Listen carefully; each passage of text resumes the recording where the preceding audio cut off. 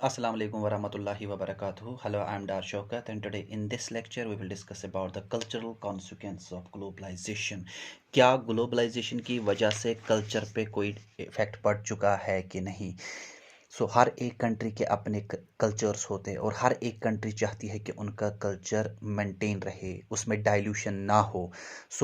यही हुआ यहाँ पे जब ग्लोबलाइजेशन आ गया। अगर इंडिया की बात करें, इंडिया के अंदर एक ग्रुप था जिनको हम राइटिस्ट्स कहते थे। उन्होंने पहले अपोज किया था, उन्होंने कहा था हम ग्लोबलाइजेशन को एक्सेप्ट नहीं करेंगे, क्योंकि ग्लोबलाइजेशन की वजह से इंडिया के अंदर वेस्टर्न कल्चर आएगा, जिससे डाइल्यूट होगा इंडिया का कल्चर। उन्होंने कहा था कि अगर ग्लोबलाइजेशन को एक्सेप्ट करेंगे तो फिर वेस्टर्न वाले इंडिया आएंगे, क्योंकि फिर फ्री इकोनॉमिक इंटरेक्शन होगा, इंटरडिपेंडेंस होगा।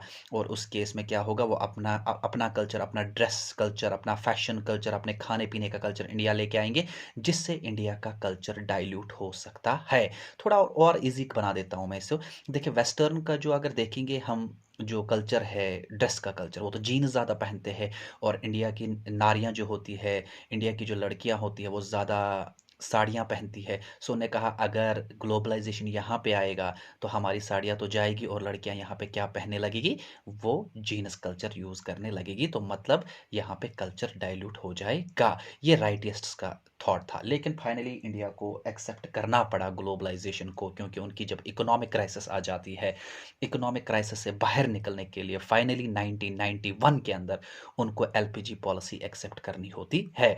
जब इंडिया एलपीजी पॉलिसी को एक्सेप्ट करेगा, उसके बाद यहाँ पे कल्चरल कॉन्सिक्वेंसेस क्या निकल जाते हैं, वही देखते हैं हम। देखिए, पहले हम बात करते हैं कल्चरल कॉन्सिक्वेंस ऑफ ग्लोबलाइजेशन की। अगर हम बात करें तो पॉजिटिव्स की बात करें। देखिए, पॉजिटिव क्या है। देखिए, ग्लोबलाइजेशन की वजह से सोशल मोबिलिटी बढ़ गई। मोबिलिटी का मतलब होता है एक जगह से दूसरी जगह जाना, यानी मोबिलिटी का मतलब मूवमेंट। अब वेस्टर्न कंट्रीज इंडिया आने लगे और इंडिया के लोग वहाँ जाने लगे, क्योंकि अब ग्लोबलाइजेशन है, अब फ्रीली एक दूसरे के कंट्रीज में जा सकते हैं। इससे क्या हुआ, इससे यूनिवर्सल ब्रदरहुड आ गया। पहली बात, ये पॉजिटिव पॉइंट है। इससे यूनिवर्सल ब्रदरहुड आ गया, भाईचारा आ गया कंट्री के। एक कंसेप्ट है ग्लोबल सिटीजनशिप का। लोग जो है वो एक दूसरे के साथ अफेक्शनेटेड रहने लगे। लोग जो है वो एक दूसरे के साथ हारमोनी के साथ रहने लगे, अच्छे से रहने लगे। किसकी वजह से? ग्लोबलाइजेशन की वजह से। उसके बाद globalization has almost enrich every culture. Globalization ने हर एक कल्चर को एनरिच किया, यानी थोड़ा उसमें इंप्रूवमेंट किया। ना कि ग्लोबलाइजेशन की वजह से कोई नया कल्चर वजूद में आया है, ना कि ग्लोबलाइजेशन की वजह से कोई कल्चर डिस्ट्रॉय हो चुका है। या सिंपल हम कह सकते हैं, ग्लोबलाइजेशन की वजह से क्या हुआ, ऑलरेडी जो एग्जिस्टिंग कल्चर्स थे उनमें एडिशन हुआ, in terms of fashion, in terms of dressing and all. It has not destroyed the basic future of the culture. Globalization की वजह से कोई भी डिस्ट्रक्शन नहीं हुआ किसी कल्चर का। ये भी एक पॉजिटिव माना जाएगा। Cultures are not static. Culture जो होते हैं वो स्टैटिक नहीं होते हैं। स्टैटिक मतलब जो कभी चेंज ही ना हो। कल्चर जो होते हैं वो डायनामिक होते हैं, वो चेंज होते रहते हैं टाइम टू टाइम। अब एग्जाम्पल की बात करते हैं। इंडिया में 200 साल पहले जो लोग रहते थे, क्या उनका कल्चर बिल्कुल वैसा ही है जैसा आज के लोगों का है? नहीं। Culture is changeable, culture is dynamic, change होता रहता है। ग्लोबलाइजेशन की वजह से भी क्या हुआ, कल्चर चेंज हुआ। सिंपल। और कंट्रीज़ के बीच में जब इंटरेक्शन बढ़ने लगा, कंट्रीज़ के बीच में जब इंटरेक्शन बढ़ने लगा, तो कल्चर जो है, कल्चर्स पे थोड़ा सा इफेक्ट भी पड़ गया। एग्जाम्पल के तौर पे इंडिया के अंदर बर्गर जो है या पिज़्ज़ा जो है, उनका कॉन्सेप्ट था ही नहीं। लेकिन जब ग्लोबलाइजेशन स्टार्ट हुआ, इंडिया के अंदर कॉन्सेप्ट आ गया मैकडोनाल्ड का, या कहेंगे हम बर्गर का या पिज़्ज़ा का, ये सारी चीज़ें आ गई। Globalization has affected the domestic life. हम ये कहेंगे कि ग्लोबलाइजेशन की वजह से जो डोमेस्टिक लाइफ है, जो इंडिया की अपनी लाइफ है, उनका जो खाने का तरीका है, पहनने का तरीका है, उनके जो आइडियाज़ है, वो धीरे धीरे क्या होने लगे, चेंज होने लगे। अब आप कहोगे आइडियाज़ कैसे चेंज होने लगे सर?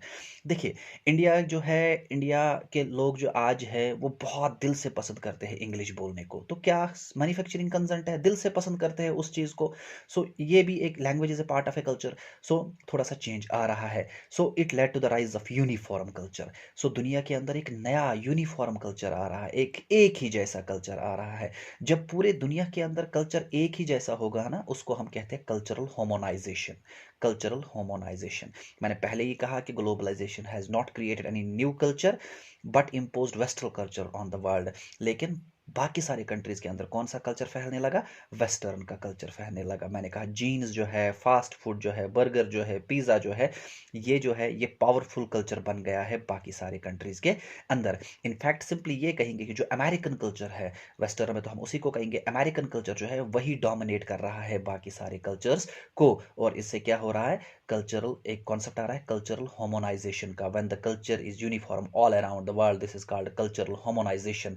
और जब कल्चर्स डिफरेंट होंगे उसको हम क्या कहते हैं? Cultural heteronisation. याद रखिएगा, cultural harmonisation and cultural heteronisation. The phenomena in which globalisation leads to rise of a uniform culture is known as cultural harmonisation and cultural heteronisation. कहाँ पे कहेंगे हम? जहाँ पे कल्चर क्या होगा? डिफरेंट होगा। सो हर एक कंट्री के पास कल्चर जो होता है वो डिफरेंट होता है in terms of food, in terms of dressing. So all the countries have the distinctive culture. So once we will talk about the distinctive culture, it's known as the cultural heterogenization. ये हमने बात की किसकी? कि जो cultural consequence of globalisation है, या cultural harmonisation, या cultural हेटेरोनाइजेशन. Hope so you understood this lecture. Before concluding my topic, I'm requesting my all well-wishers, do not forget to subscribe my channel. The name of my channel is Oceans Education, Origin of Creative Energies and Neuroscience, started by Dar Shaukat. Thank you so much.